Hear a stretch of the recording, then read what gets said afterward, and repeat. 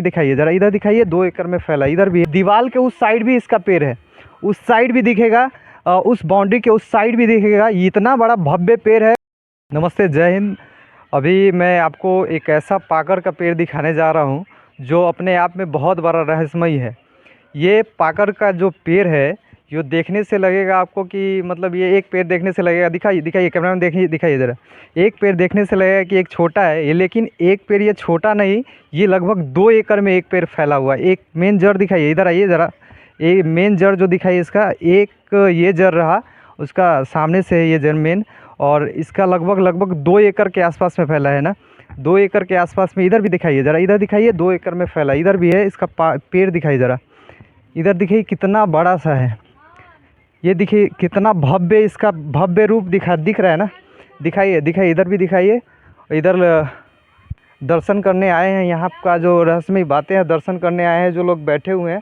और इस साइड में इस दीवार के उस साइड भी इसका पेड़ है, उस साइड भी दिखेगा, उस बाउंड्री के उस साइड भी दिखेगा। इतना बड़ा भव्य पेड़ है और इसका रहस्यमय बातें क्या है आपको मैं बताता हूँ।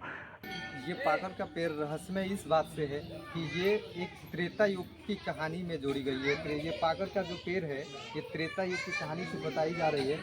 ये वाल्मीकि रामायण के बाली जो कांड है रामायण में, ये 74, 75 एवं 76 सर्ग में दिखाया गया है इसका। और ये इसलिए ये रहस्यमय और तीर्थ स्थल में एक माना जाता है कि यहाँ माता जानकी का डोली यहीं पे रुका गया था और भगवान राम का जो संवाद हुआ था यहीं।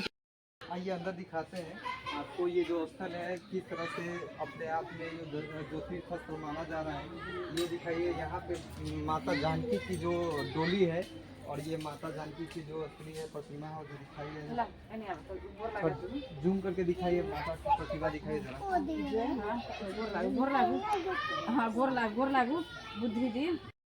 इस डोली स्थल का रहस्य ये है कि ये डोली स्थल है, माता का जो डोली यहीं पे रुका हुआ था। अब इसके बारे में हम आपको बताने जा रहे हैं कि इसका रहस्य क्या। श्री राम सीता के विवाह उपरांत जब महाराज दशरथ अपने चारों पुत्र और चारों पुत्र वधुओं के साथ जब अयोध्या के लिए प्रस्थान कर रहे थे, तब जनकपुर के 12 कोस के बाद इसी पंथ पाकर में परशुराम जी ने क्रोधित होकर अपने तपोबल और धूल भरी आंधी लाकर रास्ते में अवरुद्ध कर दिए थे।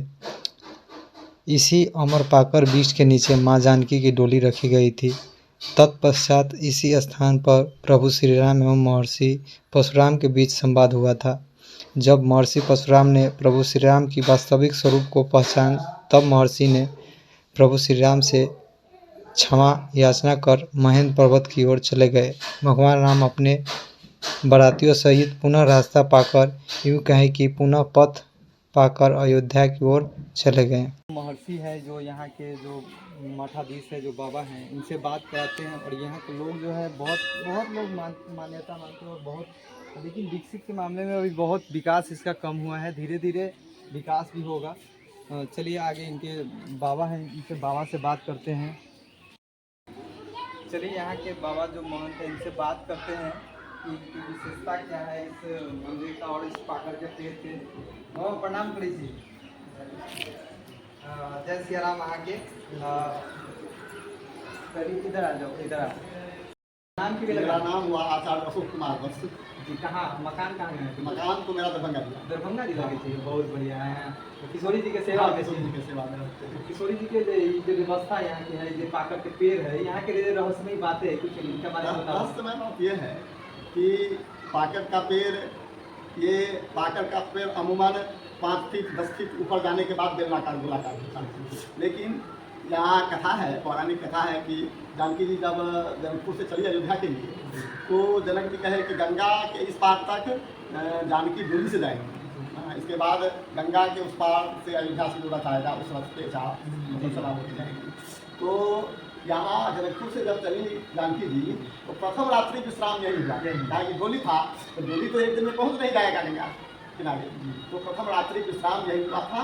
और यहाँ मतलब यानी कथा है, सामाजिक कथा है, तो लोग उसे सुनते आए हैं। उन्होंने दफन करके जो फेंक दिया था वही ये पाकर का पेड़ होता है। वाह, इतना बड़ा विशाल विशाल। और उसका प्रमाण यह है कि अमूमन पाकर का पेड़ सीधा 5 फीट ऊपर जाने के बाद बेलनाकार होता है, और ये जड़ से ही पक है।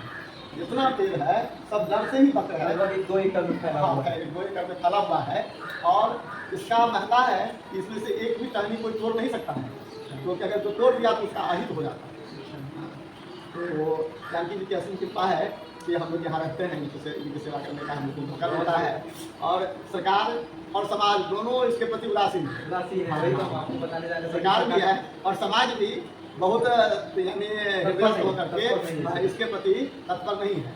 तो हम यही आप लोग के माध्यम से यानी समाज और सरकार से अपेक्षा रखेंगे कि जिस तरह से पुरोरा का, जनकपुर का, अयोध्या का विकास हो रहा है, इसका भी विकास होना चाहिए। लेकिन यहाँ पे एक ये भी मान्यता है कि भगवान परशुराम का जो और राम जी का वार्तालाप यहाँ हुआ था, हाँ। जैसे पोस्टर हाँ, दिखाया हाँ, गया हाँ, यहाँ पे हुआ था। हाँ। और इस अनुसार से मान्यता है यहाँ की। चलिए, आपको महाराज जी से बात करके हम बहुत खुशी हुए, और जो दरभंगा से हैं यहाँ माता सीता किशोरी जी के जो सेवा में लगे हुए हैं, बहुत बहुत धन्यवाद। जय हिंद।